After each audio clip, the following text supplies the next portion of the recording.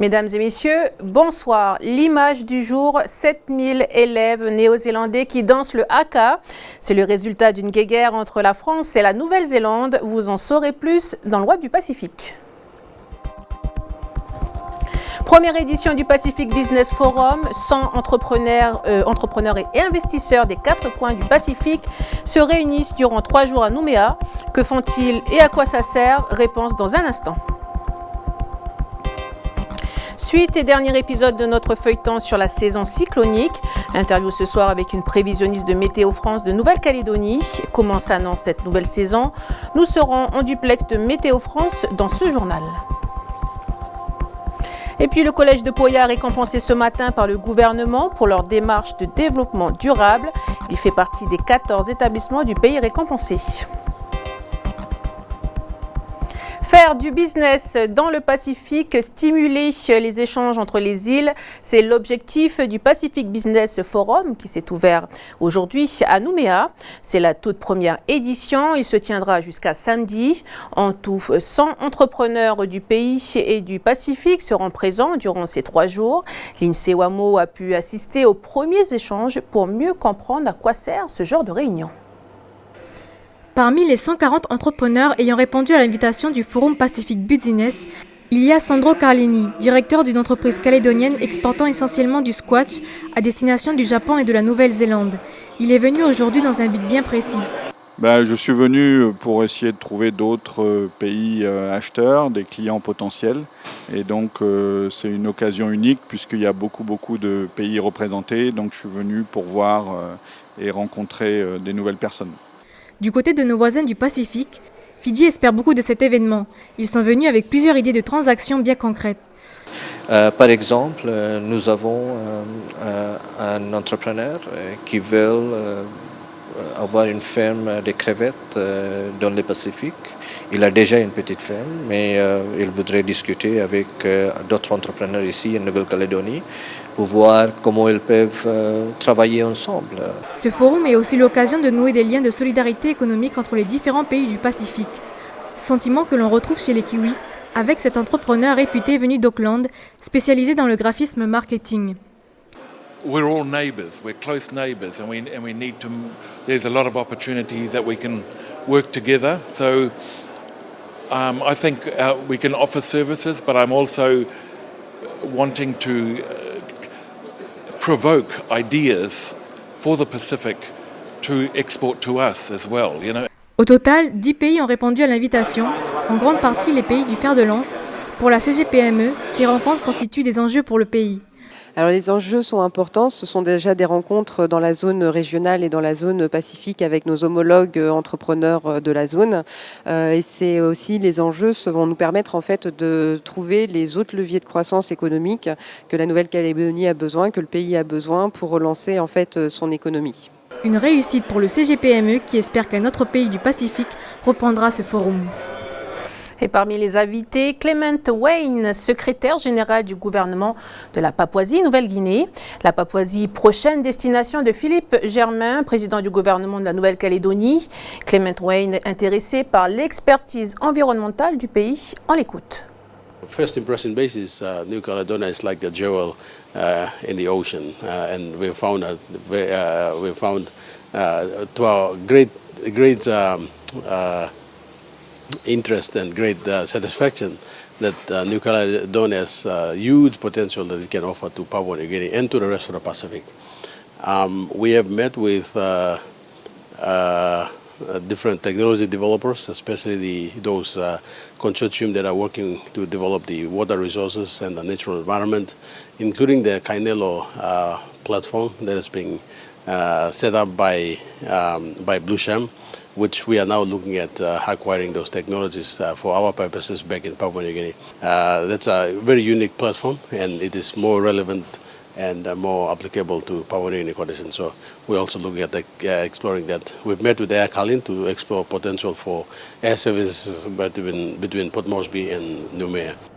Un forum qui se déroule alors que les échanges commerciaux de la Nouvelle-Calédonie ralentissent. Les importations en perte de vitesse, c'est ce que rapportent les derniers chiffres de l'ISEE. Une baisse de 13% par rapport à l'année dernière, mais elle est liée à la baisse des cours du pétrole et au ralentissement de l'activité. Même son de cloche pour les exportations, elle baisse de 21% dû fait essentiellement à la crise du nickel. Mais à part le nickel, savez-vous ce qu'exporte la Nouvelle-Calédonie et vers quel pays? Réponse avec Vanessa Kédé. En Nouvelle-Calédonie, selon l'entreprise Export-Import, le produit phare est le squash, avec 2000 tonnes exportées cette année vers le Japon. Également exportée principalement vers le Japon, la crevette à la 2e place. Vient ensuite le chauffe-eau solaire, exporté vers l'Australie, le Vanuatu, la Polynésie française, la Réunion, les îles Maurice et Mayotte. À noter que le chocolat, beaucoup apprécié, arrive lentement, mais sûrement à la 4e place. Actuellement exporté vers le Vanuatu, l'Australie, le Japon et la Polynésie française. En 5e place, les glaces du pays, essentiellement exportées vers la Polynésie et Wallis. À savoir que dans le secteur de l'alimentation, plusieurs projets sont en cours. Par exemple, la charcuterie qui pourra être exportée prochainement vers l'Australie et la Nouvelle-Zélande. Hier, le président de la province Nord, Paul Niaoutine, a adressé par communiqué son soutien à Kaynes. Il exprimait son attention au projet de licenciement en cours. L'actionnaire de l'usine de Vavuto, Glencore, est justement évoqué dans un article du Monde. Le groupe était présent aux côtés d'autres géants du secteur minier ce mardi à l'occasion du dîner annuel du London Metal Exchange. Un ensemble d'acteurs que le quotidien qualifie de survivants car ceux-ci ont résisté à l'année 2015. Depuis fermeture de mines, licenciement ou encore vente d'actifs leur ont permis de réduire leurs dettes. Et les majors se rassurent avec la reprise de la demande chinoise qui continue de faire la pluie et le beau temps sur le marché.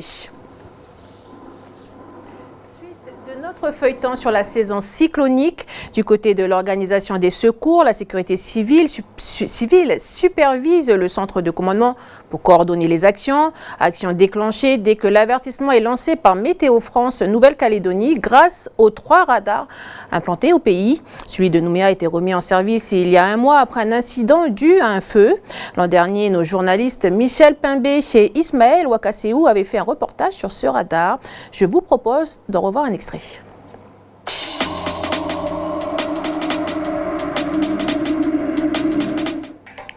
Le principe de fonctionnement du radar est d'émettre une onde dans une direction donnée qui va avoir la propriété d'être réfléchie par les gouttes de pluie. L'onde réfléchie va être à nouveau mesurée par le radar et à partir de là, il y a un calculateur qui va déterminer les précipitations dans l'ensemble des directions puisque le radar tourne et sur l'ensemble sur une zone qui va de 0 en gros à 200-300 km. Gabriel Castella, bonsoir. Vous êtes chef de service prévision à Météo France Nouvelle-Calédonie. Alors, comment s'annonce cette saison des cyclones? Est-ce qu'il y a des raisons de s'inquiéter? Donc la saison cyclonique a officiellement débuté le 1er novembre. Oui, le risque cyclonique existe tous les ans et s'intensifie pour atteindre son maximum entre janvier et mars chaque année. Donc cette année, les prévisionnistes s'accordent pour annoncer une saison classique, proche de la moyenne, donc avec une dizaine de phénomènes sur le bassin Pacifique Sud-Ouest et environ 3 à 4 dans la zone d'avertissement de Nouvelle-Calédonie, dont la moitié évolueront jusqu'au stade de cyclone. Alors nous avons fait le point mardi sur les cyclones qui ont ravagé le pays. Le dernier, c'était Erika en 2003 et puis il y a eu une forte dépression en 2011. Est-ce que vous avez tiré des leçons de ces cyclones passés? Oui, alors les saisons cycloniques se suivent mais ne se ressemblent pas. L'année dernière, par exemple, l'oscillation australe était dans une phase El Niño marquée. Donc on pouvait attendre un déplacement de l'activité cyclonique vers l'est du bassin. Cette année, cette oscillation est plutôt dans une phase neutre à La Niña faible. Donc l'activité cyclonique pourra être centrée plus sur l'est du bassin.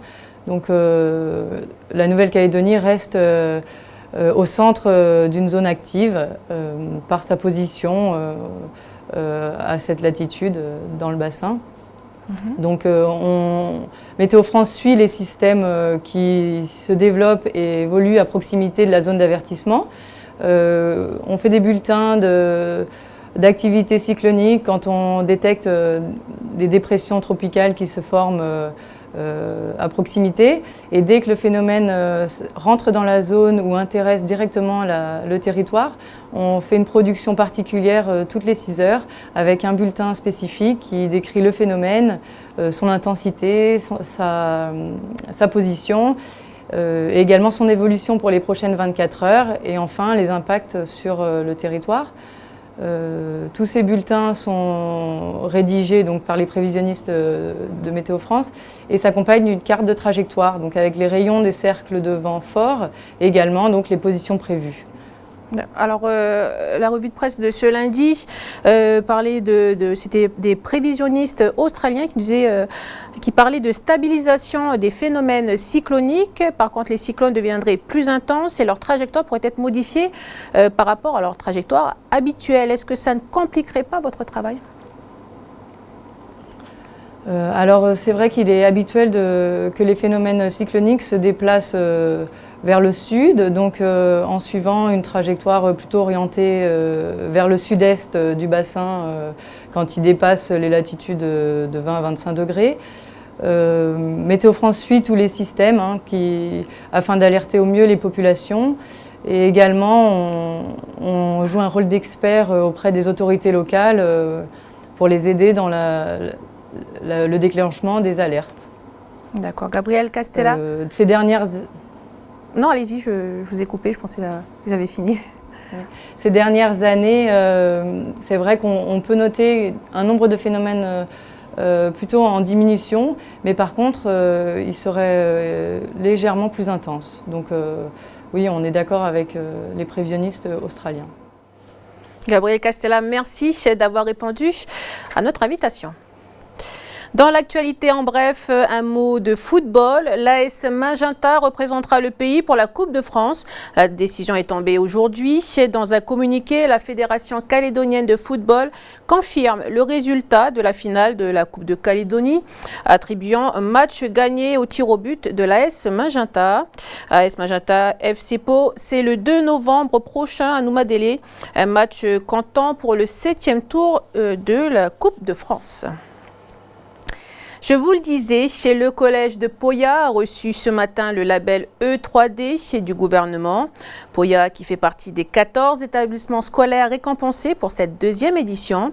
Le label E3D récompense les écoles, collèges et lycées pour leur démarche de développement durable. Océane Zobler. J'étais également venue surtout pour vous remettre le label d'établissement E3D, c'est-à-dire en développement de démarche durable. Ce label, mis en place en 2013, est une récompense pour le travail effectué par les élèves et professeurs autour du développement durable, mais pas seulement. Pour être récompensé, l'établissement a dû s'engager dans l'enseignement, la vie scolaire, la gestion et maintenance de l'établissement, ainsi que l'ouverture sur l'extérieur. C'est aussi une certaine attitude, donc du respect vis-à-vis de son collège. Ce collège est très très propre. Et je dirais que c'est une prise en charge par les élèves eux-mêmes. Ils sont acteurs du développement durable. Ils ont mis en place des règlements pour leurs camarades, ce qu'on ne doit pas faire, ce qu'on peut faire. Les fêtes de Noël approchant, ils ont voulu également créer, toujours avec les boules de papier, des petites boules de Noël, donc il faut encore qu'on les décore. J'éponge. Je tapote dessus. Vous êtes sûr? Les élèves récoltent les brouillons de papier pour les recycler, mais également le plastique. Depuis le début de l'année, c'est ce qu'on a récolté.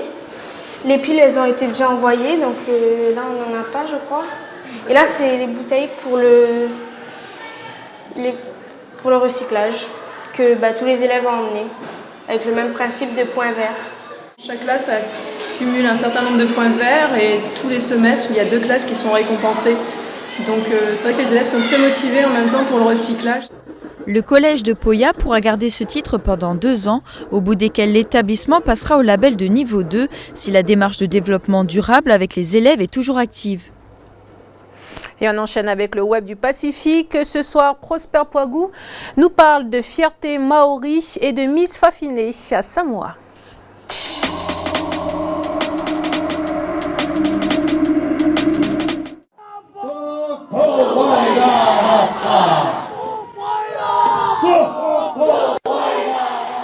7000. C'est le nombre d'enfants qui ont participé hier à ce haka géant en Nouvelle-Zélande. Sous les yeux des responsables du Guinness Book, le livre mondial des records, les écoliers ont dansé et chanté en chœur. Leur but, ramener en terre maori un record du monde parti en France en septembre 2014. Cette année-là, 4028 personnes avaient participé à un haka sur la pelouse du stade Amédée Domenech de Brive.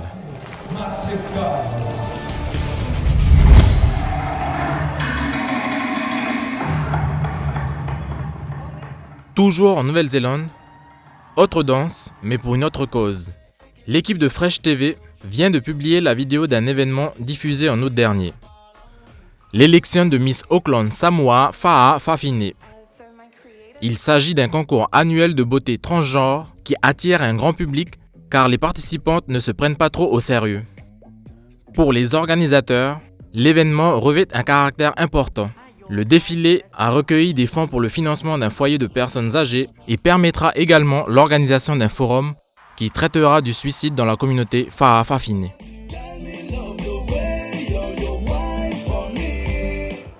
Et on finit avec un autre spectacle original.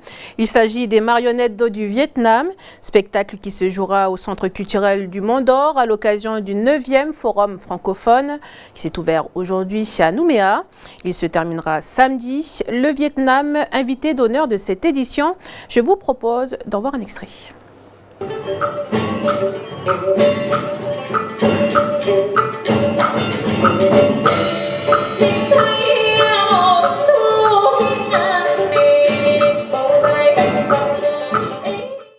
Thần ra chém vật này để trừ hết lũ quái yêu trêu nhiễu.